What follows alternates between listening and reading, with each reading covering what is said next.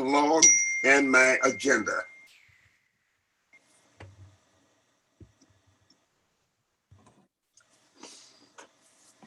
I don't know who's up. I'm just letting people in. Oh, okay.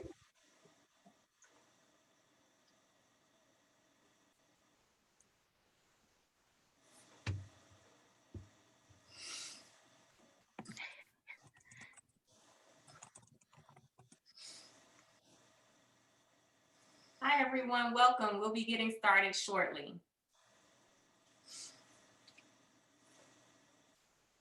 All right.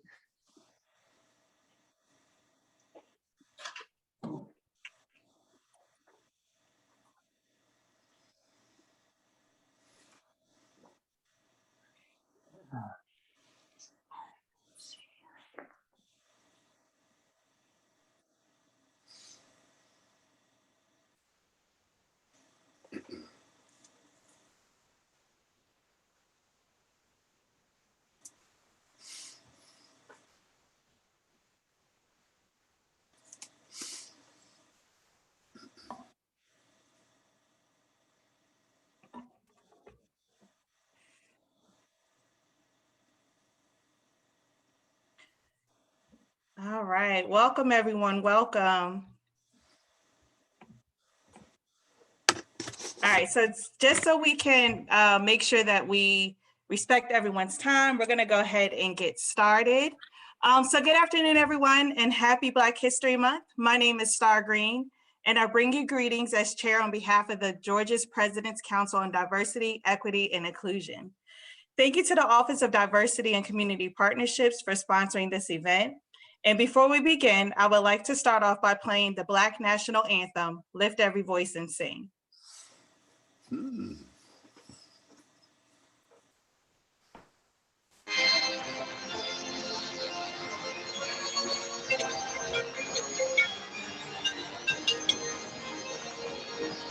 Yes.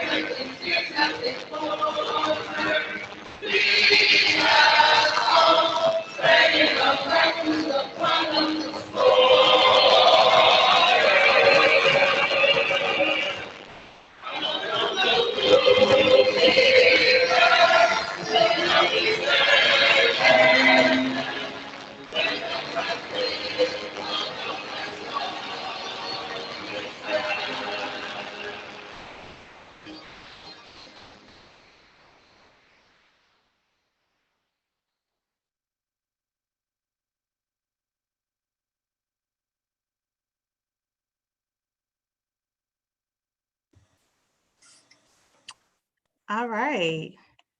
So before we kick things off, let's go over some housekeeping items.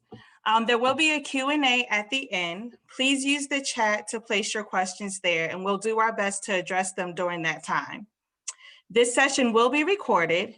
We will mute all mics. Please do not unmute yourself. If you have a question, again, use the chat feature. This allows us to make sure that we get through as many questions as possible. And thank you to those who submitted questions. We'll try our best to address them. At this time, I would like to introduce student Dr. Amira Hill, who will then introduce our distinguished guest and moderator. Amira?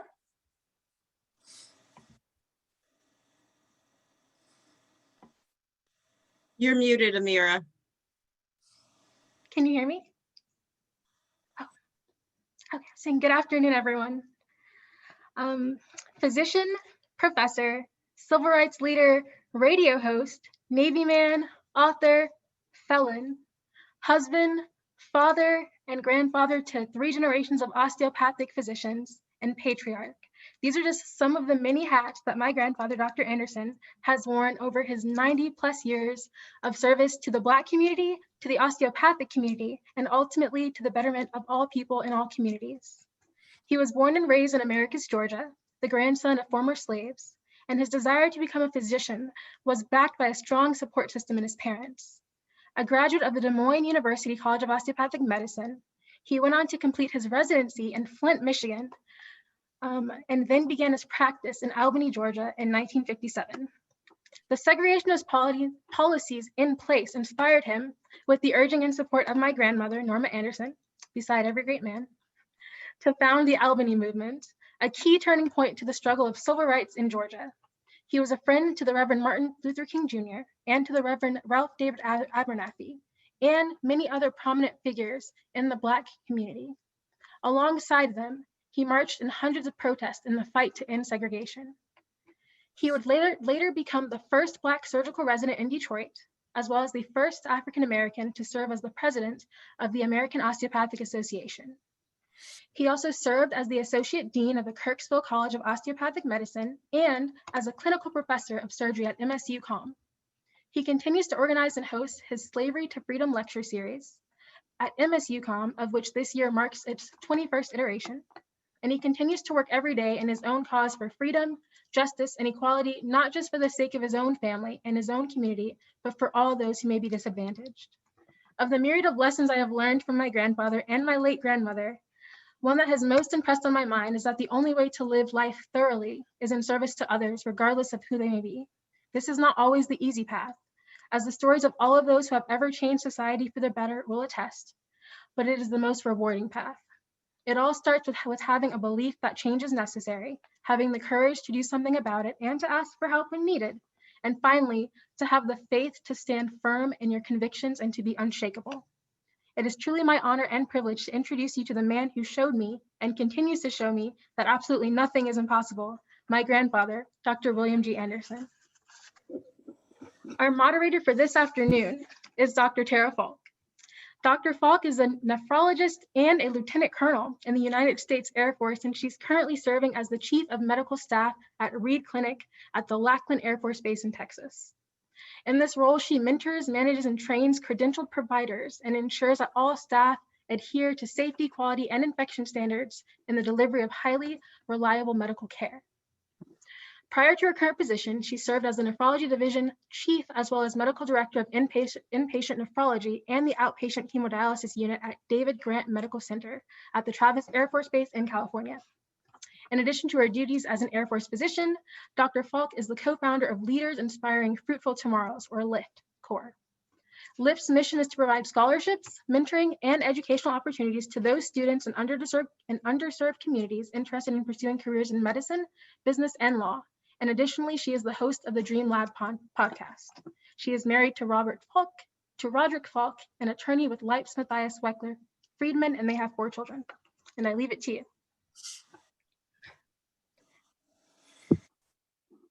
Thank you. Thank you, Dr.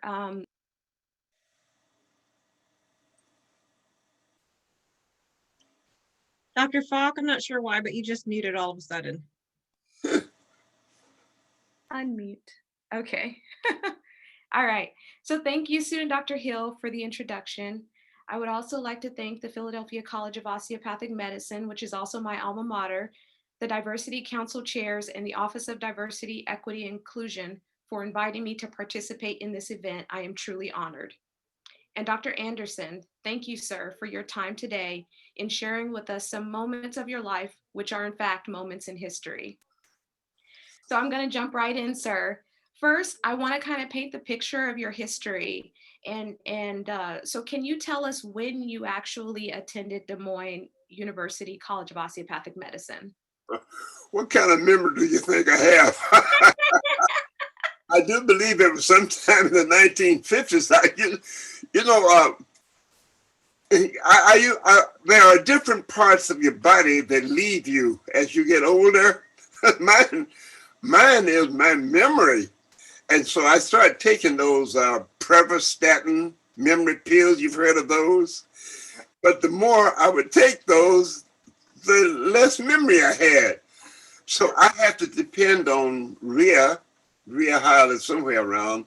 She is my right hand. She is my thinker. And then I have, you've already met Wendy. These are the people that remind me of things that I am apt to forget. So, Rhea, do you have any idea when I started Des Moines? Yes, All right, when? 1952. You got it? You graduated. Sir. Yes, sir. All Absolutely. right, thank you, honey. All right, thank you. We help each other out. Right, memory is not one of my strong Yes, it suits. is. Yes, Oh, it you is. say It is. Well, now, mind you, when I was doing surgery, I could remember where the gallbladder was, but like dates. Ask me another question without a date. Okay, sir. Well, I think it kind of paints the picture. So follow me. I want you, because I know that there are people on who are of various ages. And so can you kind of explain or paint the picture of the racial, the social climate during that time while you were in medical school? Let's start with my application to medical school.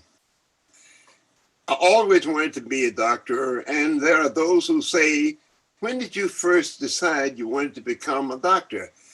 I don't know, but I can tell you this.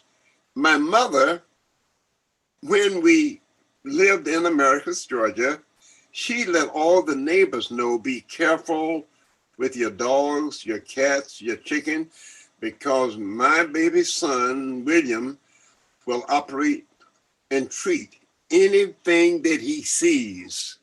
So I do not know a time when I did not want to become a doctor, but it exceeded my ambition.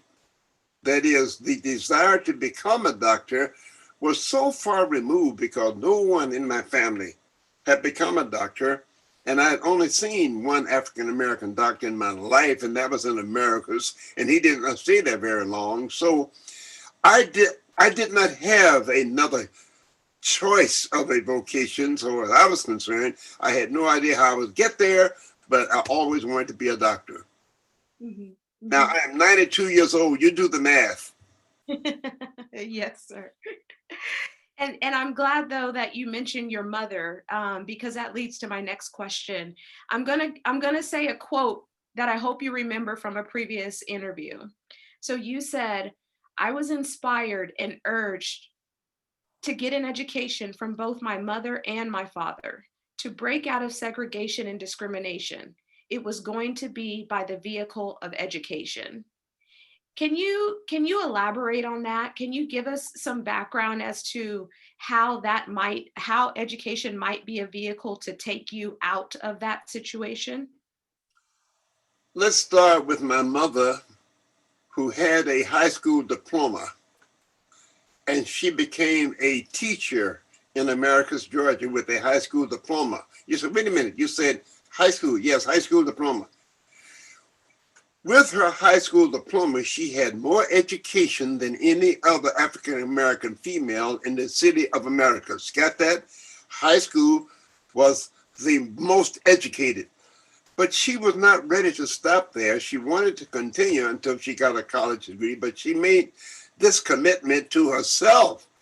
I will not go back to school, that is, go to college now, until my youngest child, and there were three of us, and my sister is the baby, till the last of the three of us are now in school. In other words, my sister had to start school before my mother would try to advance herself educationally by going to college.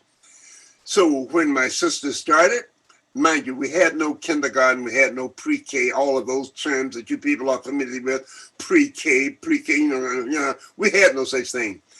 So when my sister, baby sister, started the first grade, my mother would teach during the regular school year because I said she was the most educated African-American female in Americas with a high school diploma. So she would teach during the year, and in the summer she would go to college. She went to Savannah State College. Anybody from Georgia probably have heard of Savannah State College. So regular school year, teaching, elementary school, we had no kindergarten, and summer she would go to college. 20 years later, she got her college degree. Do you need any more motivation than to see a mother take 20 years to get a college, and we celebrated? Holy crap, she was the most educated one in the family. She had not known her parents. Whether her parents died early, whether they were slaves and disobeyed the boss and was killed, we don't know. Many of you have heard of It Takes a Village. My mother in Moultrie, Georgia, where I understand we do have a branch campus now, in Moultrie, Georgia, she was reared by 7 uncles and aunts. They kind of passed her around. Well, it was kind of fun in a way, but that is not the best way, the ideal way to raise a family. But she was reared by uncles and aunts, but she managed to get that college degree. If I needed any other inspiration, any other encouragement, it would come from a mother like that. Now, my father, likewise, had only finished high school, but he worked his way up to district manager of an insurance company. There were only 2 Black-owned and operated insurance companies in the United States, and one was the North Carolina Mutual. Anybody from North Carolina? North Carolina Mutual Life Insurance Company. And he worked his way up to regional manager, and he covered a large territory in Georgia. Now, he tried to go to college, and he went to Morehouse, the most prestigious college and university in the world for African-American men. So he managed to go there, but we don't know whether he finished or not. But we do know this: he went to Morehouse College. He was recognized as a former student of Morehouse College and was readily admitted into the Alumni Association of Morehouse. We're yet to see a degree, but the important thing is he went to college. My brother followed him and went to Morehouse College. We did not see his degree where he finished. But the important thing I'm saying here is that in my immediate family, my mother, my brother, my sister, my father, all recognize the value of education, and they all went to college. Took me a long time to finish, by the way, but let me interject 2 words before I tell you the rest of the story. The 2 most important things, if you don't remember anything else that I say, Star, the 2 most important things in life for everyone: education and economics. You understand? Education and economics. There are wealthy people that did not have a lot of education. But there's an old saying that a fool and his money will soon separate. So you need some of both. So those 2 things, education and economics. How much further do you want me to go? Well, sir, I do want you to go a little further because I understand going and getting an education. But how do you see that transcending people during that time period? There's one thing that we cannot do. I was a pretty good surgeon, by the way, but I could not pour brains. I could not pour educated brains into your open skull. There are some things that you have to get a person to want. In other words, the thing that motivated me the most was the fact that there was a goal that I wanted to reach. And I was told by every one of my teachers from elementary school through high school to the college, the only way you're going to get to where you want to be is you've got to get an education. Now, I went to college at Fort Valley State College. And let me tell you about Fort Valley for those of you who have never been to Georgia. Fort Valley State is in the middle of the state of Georgia now, and it is a university. When I went there were only 300 students. Got that? 300 students at the whole college, And so my parents could not afford much in the way of education, so I could not go to one of those high-class colleges or universities. And my mother would send me $25 a month. That was room, board, and tuition. Write that down. Can you, Tara? $25 a month, room, board, and tuition. However, I always had a job on the side. That's another thing too. I always have had a job. I cannot remember a day when I did not have a job. I might be between, but for a day or two.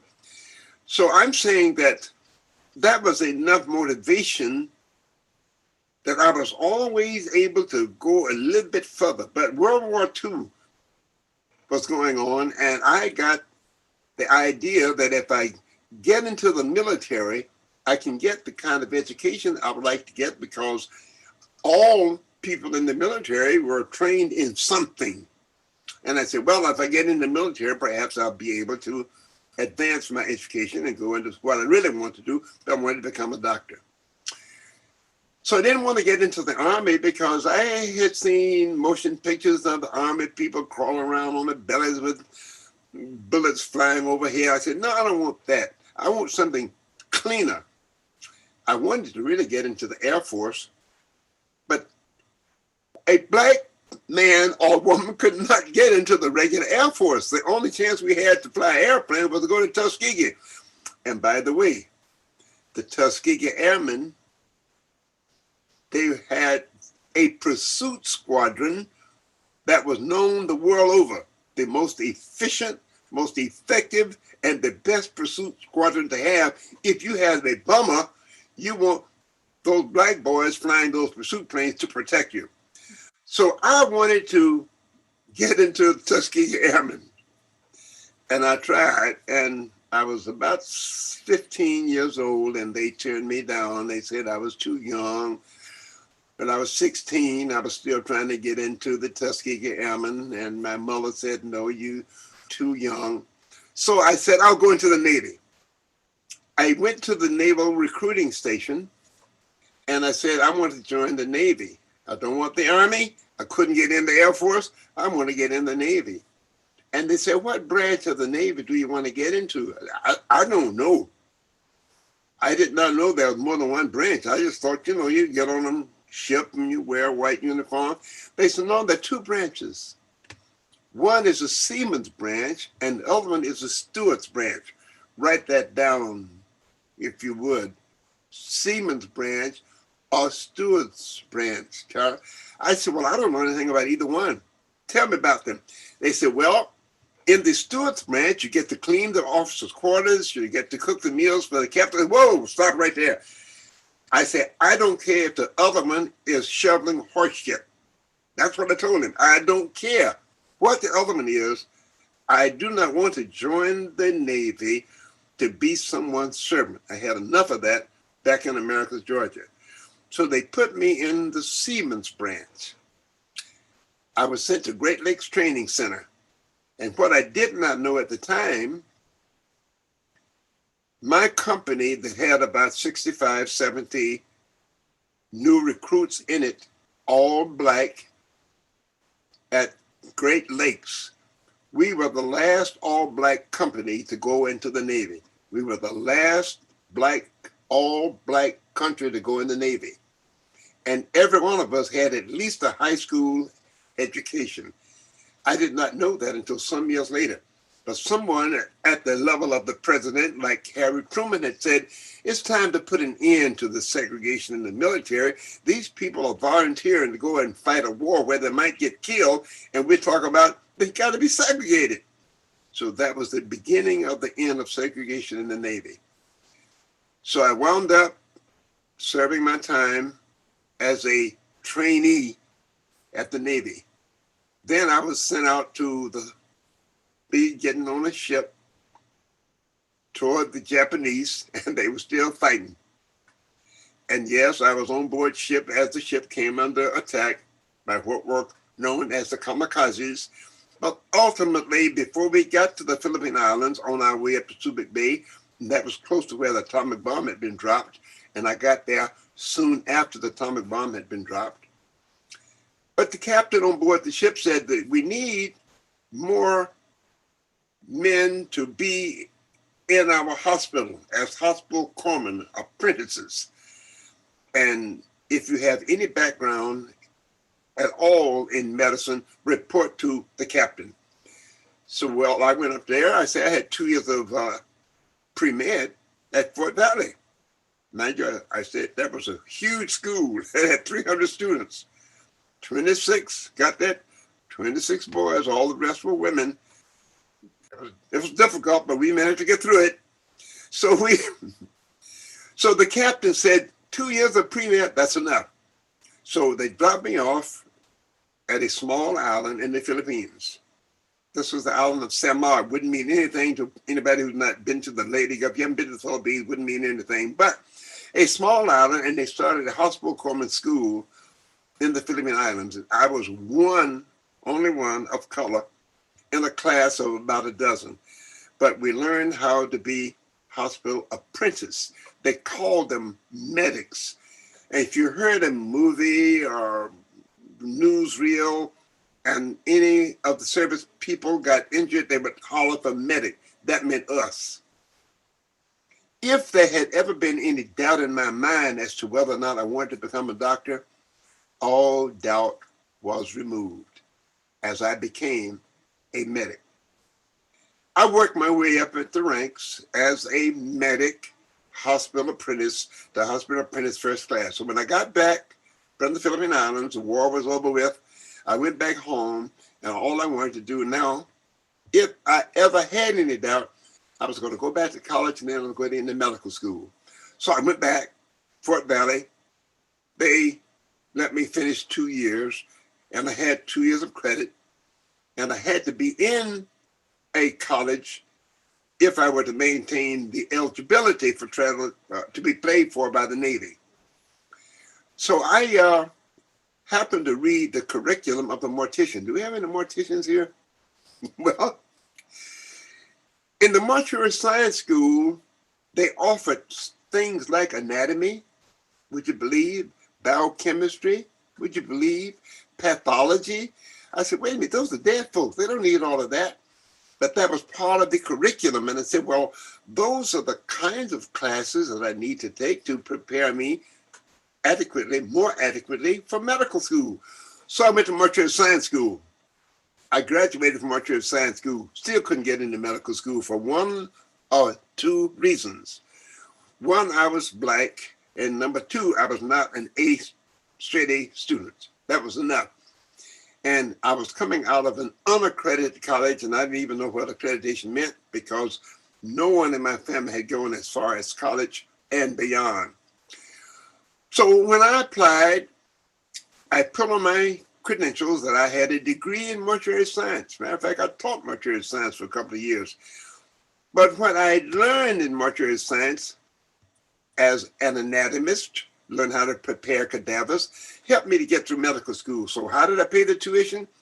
Now we're not talking about $25 a month. No, no, no. We were talking about $300 a month, and I did not have it.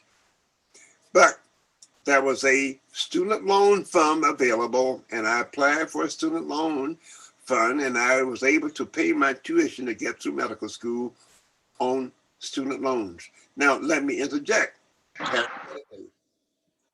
Well, Felipe is here, Perry. I wanted to just mention the fact that I could not have been able to pay the tuition to get to medical school had it not been for a foundation that provided funds for students' tuition. So I applied for the tuition and I was able to get it. So now, instead of $25 a month, I was able to get more like $300 a month. I was able to pay my tuition and get through medical school. And if there was a compelling reason why I should want to help that next group who wanted to go into medicine, didn't have the money like me, I wanted to go into minority scholarship. So some years ago, I started a minority scholarship fund. It is still in existence, by the way, but I was encouraged to continue it by a group out of Oregon, of all places. Did you know there are no colored people in Oregon? You didn't know that, did you? I did not know that either. I went out there to speak for them, but when I was out there, I started looking around. There were color. I don't know where are they. There are few people of color. Maybe a number of Orientals there, a number of Chinese or Japanese there. Not many black people in Oregon. But I stayed out there for 3 or 4 days. I spoke for the national convention, and I thought I was getting ready to go back to Detroit then until the president of the state organization said, I want you to go with me for our church's retreat. Valerie, you been on one of those churches retreat? And it was out in the woods and was out in the middle of the night. But I was out there with all these white people. I was the only one of color out there. But I promised them I would do it. And I looked back on there and said, what a stupid thing you just did. You go out there, you speak for the convention, and you go and spend this weekend in the woods with this church group, and nobody looked like you out there. But when I got back a few years later, rapidly forward now, at one of our meetings in it was either in Baltimore or in Baltimore, we were having an event where there was a fundraiser. And the group from Oregon, the president of State Association and the executive director of the Osteopathic Foundation out there, came and donated to the Anderson Minority Scholarship Fund $1 million. The year or two earlier, under the auspices of Rhea Hiles, who was just in here for a minute ago, I think she left, she had encouraged them to contribute to the Minority Scholarship Fund, and they had donated $250,000. Now from this one group in Oregon, of all places, and I tell you, I don't call it folks in Oregon, but they also recognize that there is a contribution that can be made to the advancement of health in people, even in Oregon. And what he is doing will enable us to attract more minorities, whether they be Native Americans, Indians, or whether they be black or from China or Japan.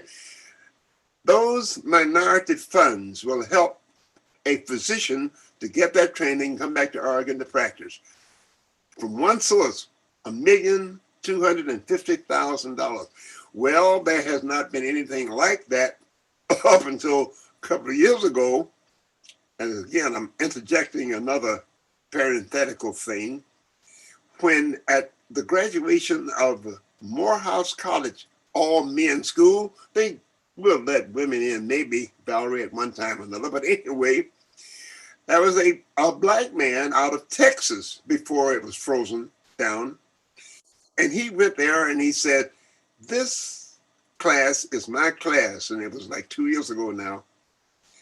I am erasing all the debt from everyone in this graduating class. And he donated $40 million to Morehouse. Now, what I'm interjecting here is the value of education. And yes, there are ways you get in the way of help. You know what I mean? You get in the way of help. I would never have had that scholarship money had I not been at school. You know what I mean? If I had not been at Des Moines College, and if those students had not been at Morehouse, they could not have been the recipients of the money. You got that? Maybe I ought to say that again. Sometimes when you don't see a way of war, if you don't see a way, but you get in the way of the money and someone will come along and help you. That's how I got through medical school. That's how many of those students were able to graduate from Morehouse College. And so when I finished medical school, where did I go to practice? All the way down to Albany, Georgia. Now comes the next chapter. If I were to go back to the beginning, and one of the reasons I started the Slavery to Freedom is I wanted everybody, or as near as possible, everybody to know where we came from as Black folks and how we got to where we are today. Now, Amira will tell you the first time we met, I was attending a meeting down in Florida, and her mother brought her to me and she laid her on my lap. And I didn't know her and she did not know me. I think she might have been 6 months old, but she just laid there and looked up at me and she sort of said, who is this strange man? But we bonded, and let me tell you, I love that girl, and she's gonna make a wonderful doctor, by the way. So if you're looking for someone you want to encourage further, Amira is the one. Oh, going back to where I was now, I went back down to Albany, Georgia to practice, not because I wanted to, because I had done my externship and my internship in Flint, Michigan, of all places. It was very well known because a lot of automobiles were being made there. But the dean of the college in Des Moines had to literally plead with the administrator of the hospital in Flint to take me because they had never taken a Black medical trainee. Never. We were knocking down barriers every week, it looks like. So when I got there, and as you check in new patients, and I noticed that 10 patients would come in, I would get assigned none. And I went to complain. And they said, well, we're going to give you the next Black patient that comes in. I said, no. I want to see the next patient, not the next Black patient. And they said, if he's going to be that way, then give him the next patient. They found out that the patient was more ready than they were.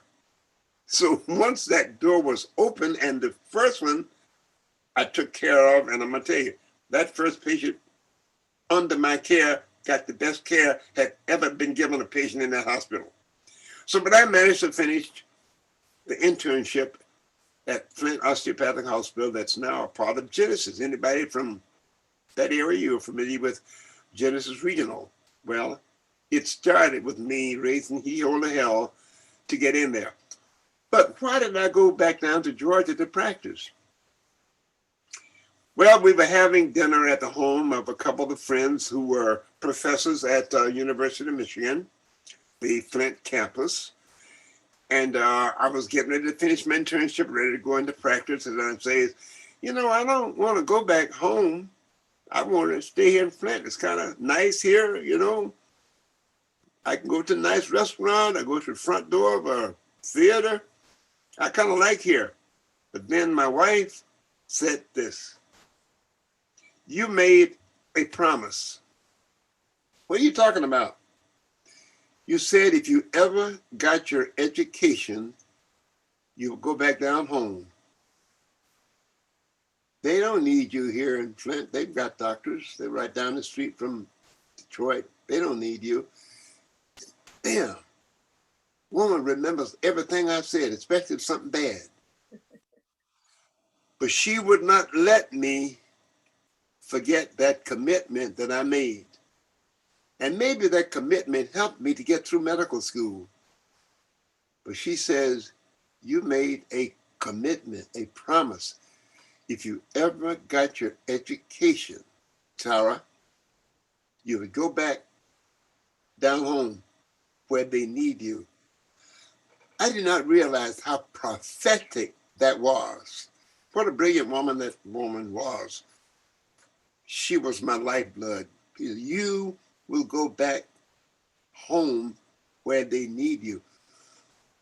How many people do you know get the education and go back where they need it, Valerie? As opposed to where they can go and make the most money, where they get easy living.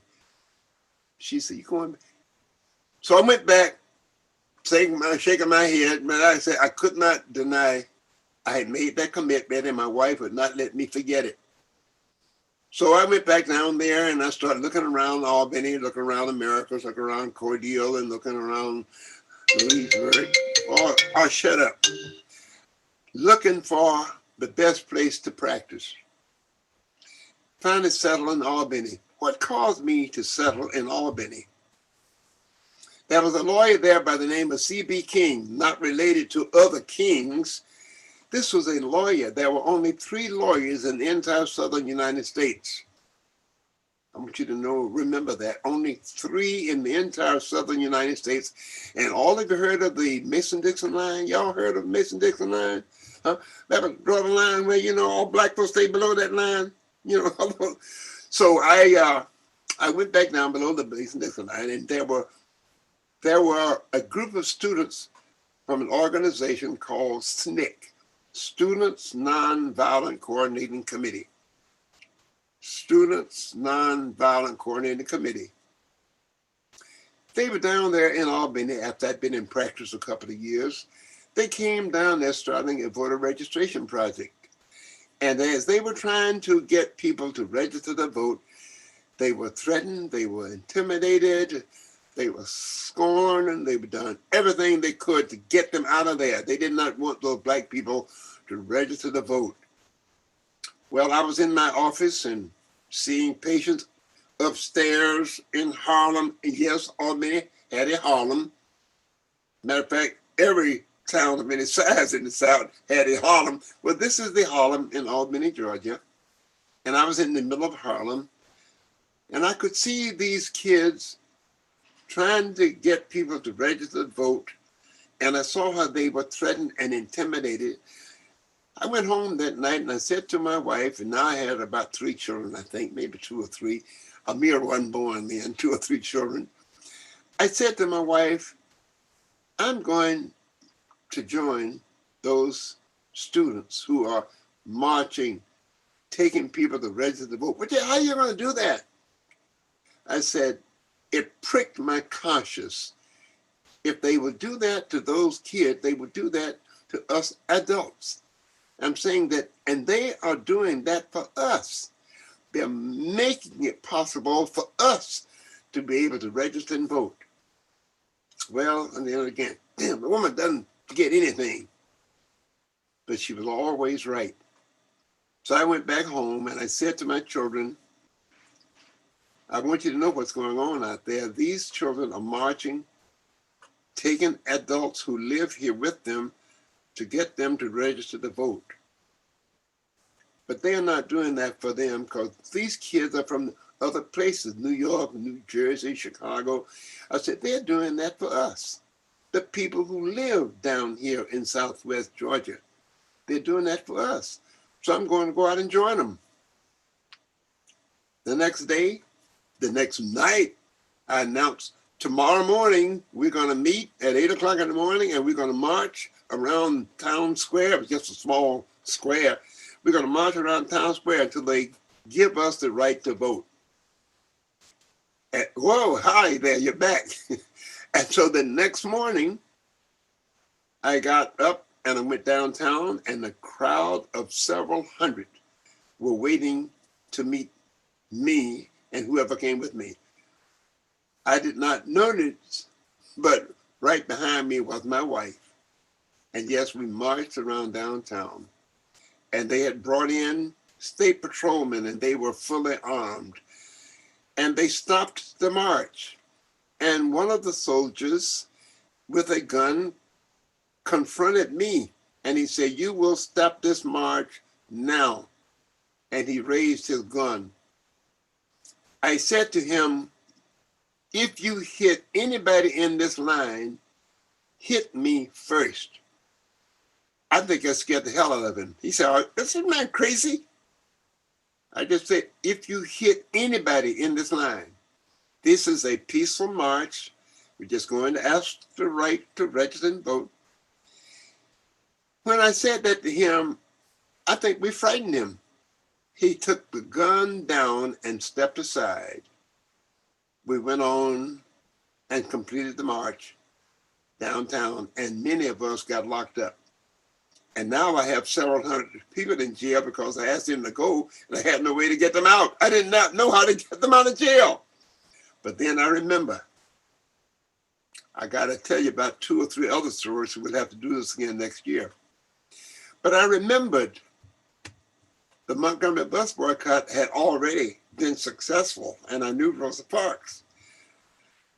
But I also knew a classmate that I had at Alabama State, where I finally finished my college.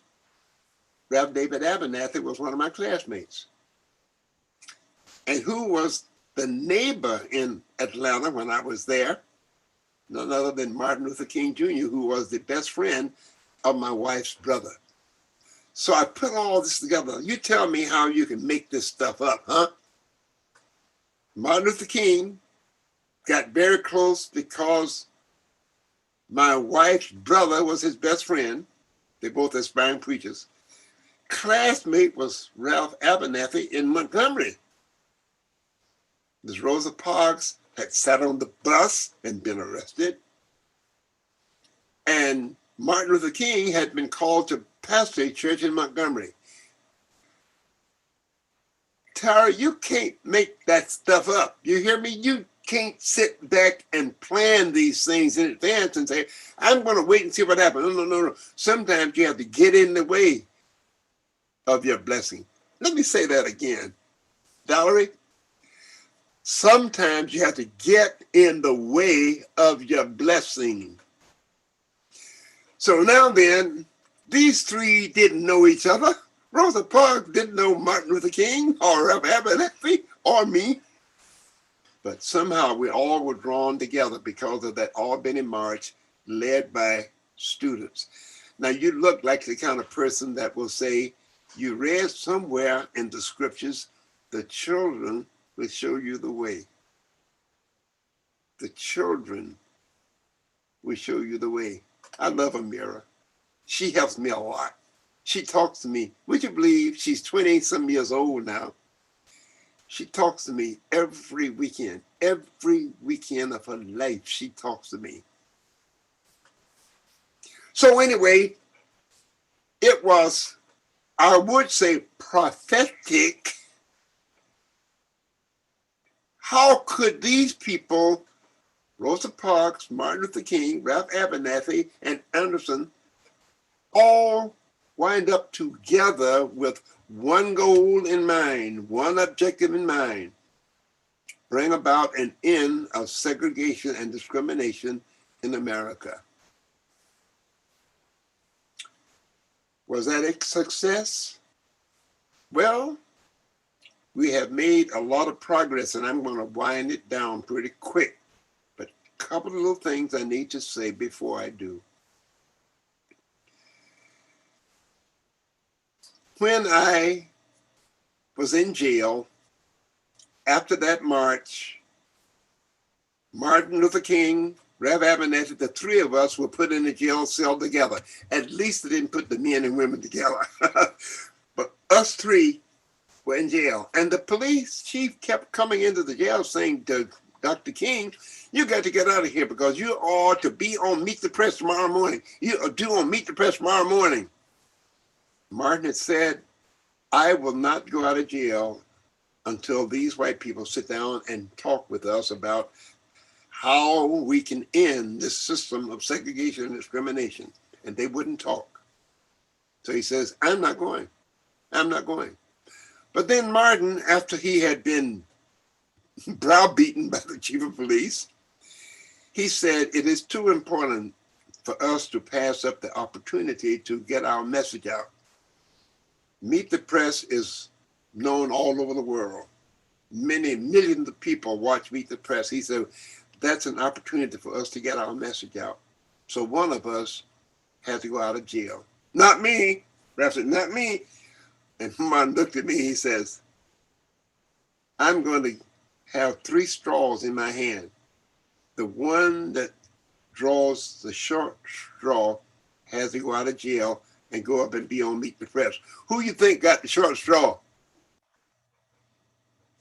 And so I was put out, and I was sent up to New York, and I was browbeaten the whole night by a team that had been put together to prep me for the question that they were pretty sure I was going to be asked on Meet the Press. That Sunday morning, I went on Meet the Press, and it's available, by the way. Where is it? It's a book that my wife and I wrote. It's available, and Amira can tell you how to get it if you need it. But in the back of that book is a narration. It's a reconstruction of Meet the Press with the questions and answers. That sent the message out in a way that we could never have done it by just having a press call. I'm going to stop there because I know there are some questions, and I was told that Tarra, we're going to be done here by 6 o'clock. Yes, So I'm sir. going to stop there and see if there are any questions that I can answer before. Yes, sir. And before I turn it over, maybe I can ask one more question of you, because I'm glad you took us down your civil rights pathway and your advocacy pathway, because I know that you continue to advocate for equity.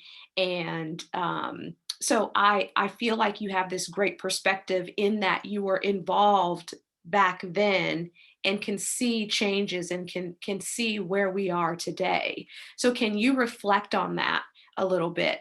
I know you mentioned earlier that you were encouraged. Can you reflect on that for us? I would ask anyone who has any doubt about whether or not what we did in the civil rights movement has had a positive effect on not just Black people, all people from minorities, most especially. I want you to just look at the United States. Matter of fact, let me just zero in on one particular thing. When I graduated from the College of Osteopathic Medicine, Black DO could not get a license in the state of Mississippi. 3 or 4 days ago, I read in the newspapers there is a Black female DO doing transplant surgery in Jackson, Mississippi. Now listen, I don't know how much more evidence you need, but listen, they wouldn't even let a Black female get a license. They did not recognize the osteopathic degree. I hear one doing transplant surgery in Jackson, Mississippi at Mississippi Hospital. Now mind you, also, I want you to just take a look at a map of the United States and look at the number of governors, mayors. Look at Atlanta. I'm so proud of what's her name in Atlanta. And the mayor of Albany was there for 2 terms. He happened to be an African-American male. A town that would not let me sit down at a lunch counter. He's the mayor. 2 terms in a row. The police chief is Black. And what I'm saying is, if you just look at the political structure, look at the economic structure, how could a Black man out of Texas go up and donate $40 million to Morehouse College? Huh? And I said, remember 2 things, education and economics. Policies in the United States are made by elected politicians. And let me say this, I'm in Georgia. Is this Georgia? In Georgia, there was a Black and a Jew. They were elected to the Congress, to the Senate. They put a racist out from being the president of the Senate, and they are the deciding votes on policies in the United States. You got that? two from Georgia, one black, one Jew.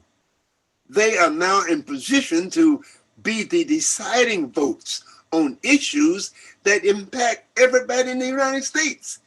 And somebody say, "Oh, we're any better off now than we were then?" You better, if you don't think we are, you out of your mind. Look at who the Vice President of the United States is. And she said, "I might be the first, I will not be the last." Wherever one of us steps out there and opens a door, we hold it open for the next person. The college in Des Moines, who the hell goes to Des Moines of all places? I went out there and I became president of the first class, the first black to be president of a class at what is Des Moines University. Do you have any idea who the president of the university is? An African-American female. Now, wait a minute. What idiot wants to know, are we making any progress? Did Rosa Parks sit on that bus and got nothing out of it? Did Martin Luther King happen after night sit in the jail cell down there and got nothing out of it? No. Now, we have to remain vigilant, though. Just because we have these little successes, like Vice President of the United States, as she said, the next step is to be President. So I'm saying that we have made a lot of progress, but unless we are vigilant, what happened January the 6th, those races that gathered together and say, we're going to turn the clock back, if we let that happen, we may as well go back to slavery. And now we'll have to start the lecture series all over again. Slavery to freedom, we have to start it all over again. We cannot. We have to take full advantage of every opportunity that we have now. Remember, education, economics.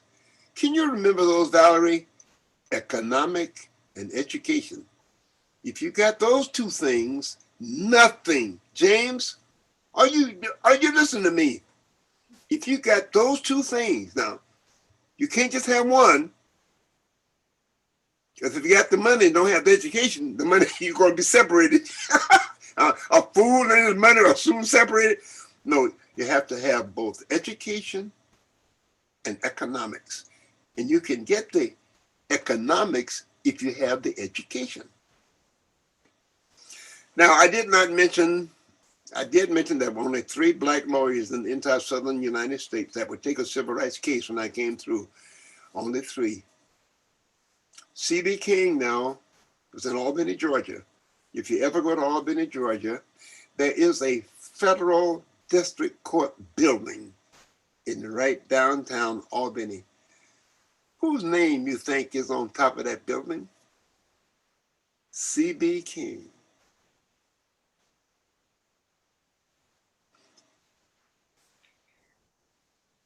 Okay, another question. Have we made progress? All I ask you to do is just take a political map and count the number of blacks in strategic positions. I don't mean street sweepers. No. I'm talking about in bottom. Bottoms in Atlanta.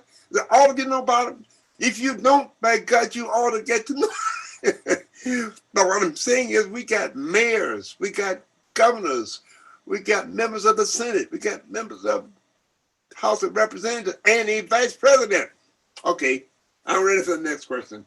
Yes, I answer that one. Yes, sir. Yes, sir. And I want to thank you, because now I am going to turn it over to Aisha, because she has some questions from the chat as well as those collected beforehand. So I will turn it over to her now.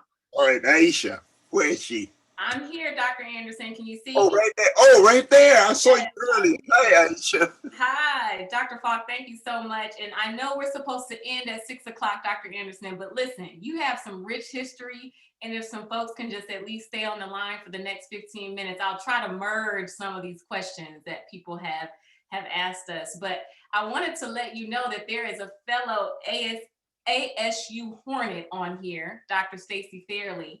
And she wanted to ask you, what piece of advice would you give a medical student today? They are a student? Well, first of all, you need to recognize that nobody is going to give you a medical degree. Unfortunately, all education is getting more and more expensive. And I do believe our educational system, so far as I am concerned, is corrupt in that the cost keeps going up, and medical education most especially. Does anybody here know that the cost of medical education is around $75,000 a year? Now you tell me some kid coming out of a family where they're making minimum wage, mother and father, and they're going to look at an education that this kid wants to be a doctor and the $275,000. Do you think they're going to let that kid even talk about becoming a doctor? No. We need to do something about make education available to those who want it and need it the most. You hear that? Let me say that again. Education needs to be made available to everybody. No one should ever be denied access to an education because they cannot afford to go to school. Does that help any? That does, and that segues into the next question, just around civil rights and being an activist, right? So you spoke about your involvement with the civil rights movement, but students want to know, what can they do now to be involved? How can they be an activist now, where they are? Well, let me say this. I hate to say you got to be a political animal. But the reason we are in the position we are today politically, and let me say this also though, policies are set by, every one of you know, policies that we live by are set by politicians. How do politicians get there? They are elected. How do they get elected? By people that register and vote. Politics are essential to policy. Policy is essential to how we live. How fast you drive, how you get driver's license, how much education you can get, how much it's going to cost to go to school. So I'm saying that if I were to give advice, make sure that everybody that you know of, have contact with, that will listen to you. As much as I hate politics, let me say that parenthetically, I used to hate to take castor oil also. But let me tell you, if you ever had a bad cold, what's the best medication in the world? Castor oil. But anyway, seriously though, the country, I'm sorry, it runs on politics. The alternative is a dictatorship, and none of us want a dictatorship. So people, what can you do? Get everybody you know to register to vote, and then zero in on where is the greatest need. Education. Why is it that it costs $75,000 to go to medical school, and probably the same thing to go to law school, and just to go to your junior college locally is going to cost you $25,000 or $30,000? Did you know that? Now, I'm not going to ask how much you're paying to go to medical school. I don't want to know. It would scare the hell out of me because I'm looking at a mirror and a mirror. But I'm saying though, the cost of education is frightening to the average person. I am making minimum wage, and minimum wage now, they're fighting over whether it can be $15 or not. I'm fighting over minimum wage now. And then I want to educate my children.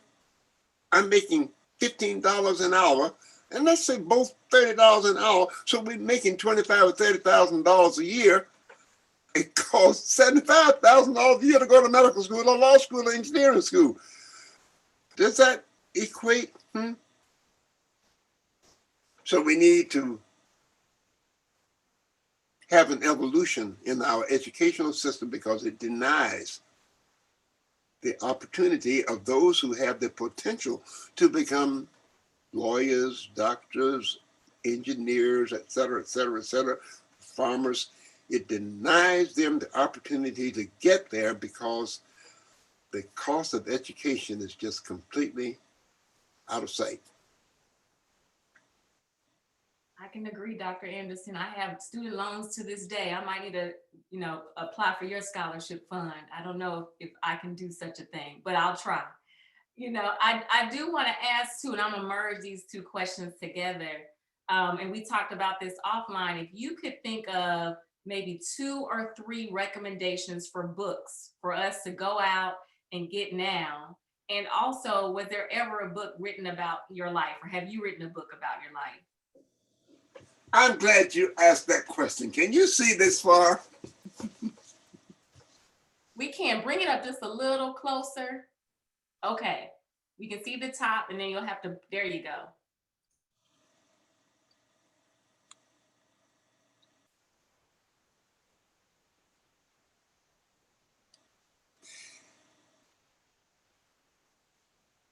Autobiographies of a Black couple of the greatest generation.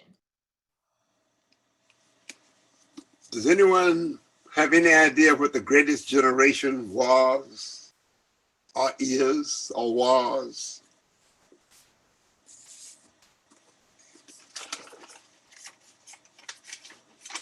Greatest generation, back in the Kennedy generation. This book was written by one of my daughters. And it's about an osteopathic profession that nobody ever heard of up until a few years ago. And I just, early on, I said, today, there is a transplant surgeon in Mississippi that didn't want colored folks even in the state. And now she has had a transplant surgery at a Mississippi hospital. And she's an osteopathic physician, went to Michigan State. I might have taught her. You want to know, man? These books are available through Amazon, of all places. Because Amazon sells everything. And Bezos made so much money, he didn't know what to do with it. So he said, I got so much money, what to do with it, I'm going to give it away. But anyway,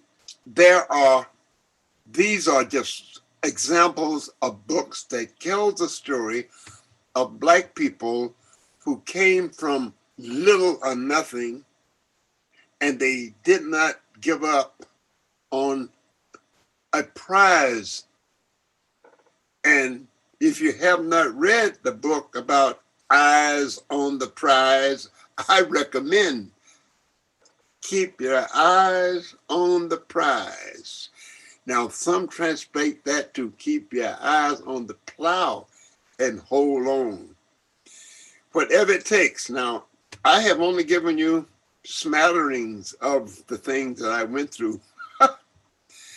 But yes, at one time, I was preparing cadavers. I was doing dissection. I was teaching anatomy because the head of anatomy department did not know as much as I did.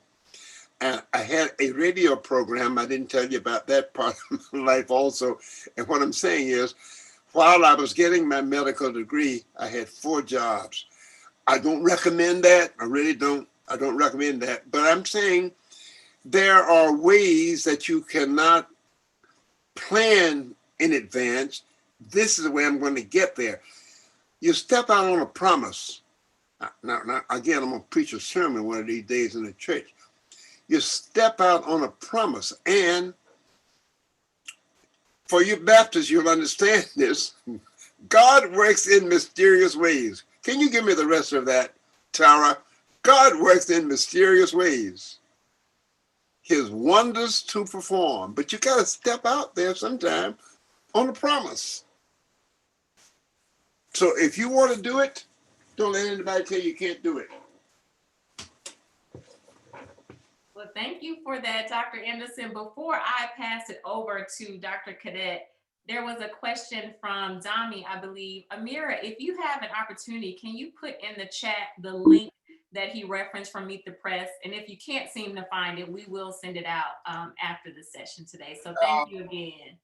That book that the one about the autobiography of a black couple of greatest generation, in the back of that book, the last 3 or 4 pages, a transcript of Meet the Press. I recommend it. Fred Goldstein. Doctor, how are you? Well, you got it. They had you shut off there for some reason. Happy to see you. I'll turn it over to you, Dr. Cadet. Okay. Hello. Dr. Anderson, you know, I'm not usually speechless, but for a moment, I think I was there. Thank you so much for sharing your story and your time with us. Thank you to Dr. Tarra Faulk, a PCOM alum. Thank you for engaging with us. Student Dr. Amira Hill, your granddaughter, thank you so much for being here. Dr. DeBerry, thank you for moderating our Q&A session. Dr. Anderson, I'm in awe. I've been in your presence to be listening to you. You know, I learned that you were the grandson of slaves. You were raised amidst the segregation and discrimination in America's Georgia. You went from there to being a Navy medic, a hospital apprentice, a mortician, the first of so many. You gave us so many examples of being the absolute first in terms of college, medicine, surgery, leadership, so many more barriers that you've overcome that I know we didn't even get an opportunity to hear about yet today. Civil rights activists, the patriarch of multiple generations of osteopathic physicians. You're a servant leader and clearly a visionary. We were listening intently, and I did write it down. So, education and economics. I always say it takes a village, and you absolutely confirmed that through sharing the story of your mom and others and your own story. Very importantly, I know you have to get in the way of your blessings, and also step out on a promise. I can speak for so many people that I can see their faces and reading their comments and say, we are so encouraged to have listened to you today. So on the behalf of the President's Council on Diversity, Equity, Inclusion, I sincerely thank you for being a part of our village and for reminding us how far we've come from slavery to freedom. For everybody in the audience today, thank you for being here. This session was recorded. It will be available on our PCOM website under the Office of Diversity and Community Relations tab in the coming days. Thank you so much, everybody, and have a wonderful evening. Thank you. Thank you.